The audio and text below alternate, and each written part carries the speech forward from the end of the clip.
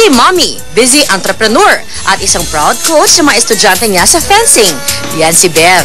Sa dami na kanyang activities araw-araw, naku, least of her priorities ang pag-aayos. Hindi kailangan complicated yung hairstyle kasi sa fencing nga, magmamask kami. So kung gaganyan pa ako, masisira lang din.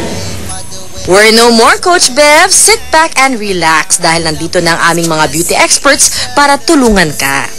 Since ang hair niya may pagka-natural, so hindi siya natin masyadong iksian kasi magbabalki yung hair niya.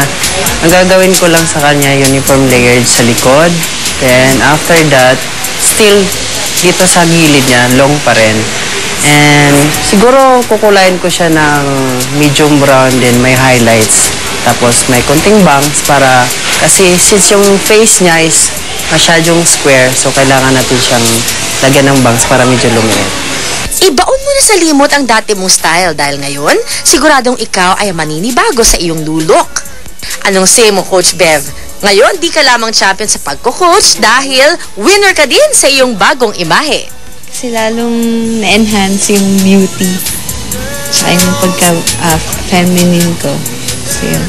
So, yung self-esteem ko, mas tumaas. Natutuwa ako sa sarili ko.